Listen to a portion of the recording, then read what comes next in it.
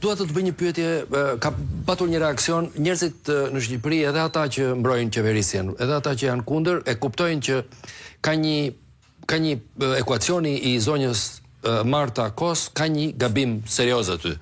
Edhe ajo gruaja është në ndoshta jo në hetim zyrtar, po janë thënë gjëra, janë thënë gjëra është në hetim shumë të rënda në raport me pozicionimin e saj, më të thellë ideologjik, edhe natyrisht praktik. Po në këtë sens ajo sot kishte bërë një formulim, i cili ishte një formulim, duhet thënë, ne që njohim mekanizmin e mesazhit në publik nuk ishte i rastësishëm.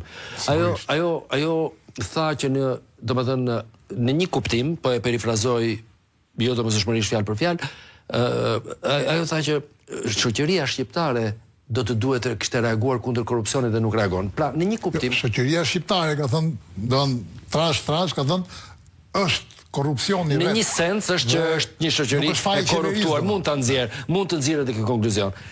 Por është ajo që sapo folëm pak më parë. Nga një analizë normale tekstit, nuk mund të jetë një shoqëri e kriminalizuar me një qeveri të kthjellët, të pastër dhe të qetë. Automatikisht shkon ashtu. E dyta, mos ndoshta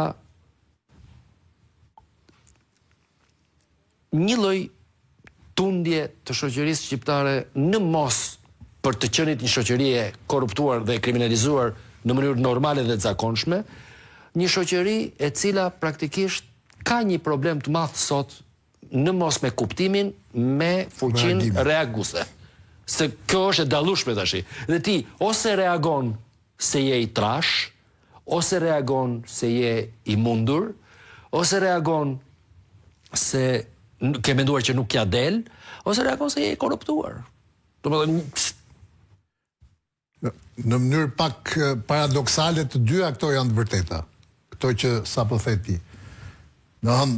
Por që Marta Kos nuk është nis nga ky realitet. Ti mendon që Marta Kos është nisur për të ndihmuar qeverinë, për të ndihmuar Ramën? Fatkeqësia e këtyre që jo vetëm këta ndërkombëtarët, po edhe këta që janë brenda.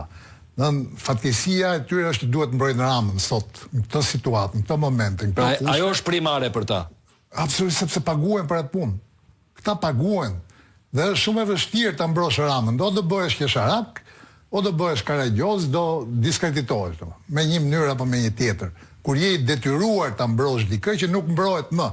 Dhe kjo po ndodh me këta të shquarit opinionist, analist në Shqipëri, që s'kan ç'bëjnë, do ta mbrojnë se paguhen për, edhe me këta të tjerët, që hyn ke ata që thash pak më parë, ndërkombëtarët që Rama i mban me rrogë. Ky solli sekretarin e shtetit, domethënë ata që ishin shefat e sekretarit në fakt. Sekretari i shtetit amerikan e solli në Shqipëri që të bënte një deklarat për Ramën, thonë ky është udhëheqësi më i madh dhe të tjera. Edhe iku prap. Këto domethënë burokratët e zyrave të Evropës, këto janë kështu, domethënë këto shiten me kile, nuk edhe qëndrimet e tyre tregojnë qartë. Mogherini ishte ministre e jashtme e Bashkimit Evropian. Do më e korruptuar që mund bëj, që po i dalin tash të gjitha, edhe në Shqipëri edhe jo vetëm në Shqipëri. Pra nuk është një çudi me këto. Deklarata ishte shumë e keqe, shumë e poshtër, sepse pikërisht në këtë pozitën e njeriu që duhet mbroj të pambrojtshmen, Ramën, në këtë rast, detyrohet të bën fajtor gjithë shqiptarët që të shpëtoj Ramën. Pra thot, vërtet aty ka korrupsion, do bllokohet integrimi. Integrimi konkretisht është bllokuar sepse nuk u votu Belinda Balluku. Po ti ishe votu Belinda. Ata e lidhën në mënyrë të drejtë për drejtë. I bari është pezulluar. Përzoni Belindën, vazhdoi përdryshe u kthy mbrapa. Dhe kjo e di shumë mirë këtë, zonja Kos. Dhe ç'a bën?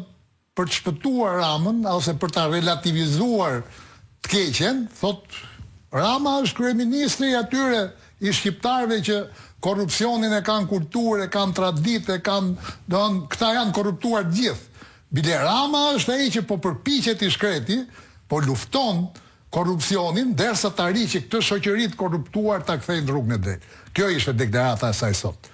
Do të thash në kushtet kur duhet mbrojtë të pambrojtshmen. pse detyrohet, e thash dhe këtë, pse është e detyruar ta bëj këtë, e atë që bëri përpara. Do të duhej Partia Demokratike në mënyrë të përqendruar të dilte me një memo analitike për ta analizuar kështu, të shkruar ama të dërguar Marta Kosit mbrapsht dhe Ursula von der Leyen e të tjerëve mbrapsht, që reagimi nuk është një gafë e vogël personale apo lapsus i mirëdashshëm, por është një qëndrim për të mbrojtur të pambrojtshëm. A nuk do të duhet që të komunikojmë me të njëjtat mënyra që komunikon Europa me ne? Po, unë mendoj që këto grupet e deputetëve të përfaqësuesve tanë që i kanë intensifikuar shumë marrëdhëniet këto kohë dhe janë publike të gjitha takimet që bëjnë. Besoj që i mbajnë edhe qëndrimet, edhe për këto raste. Besoj ja bëjnë qarta, se nuk mendoj që në ato takime flitet hapur, nuk është që mbahen në rezerva, mendoj unë.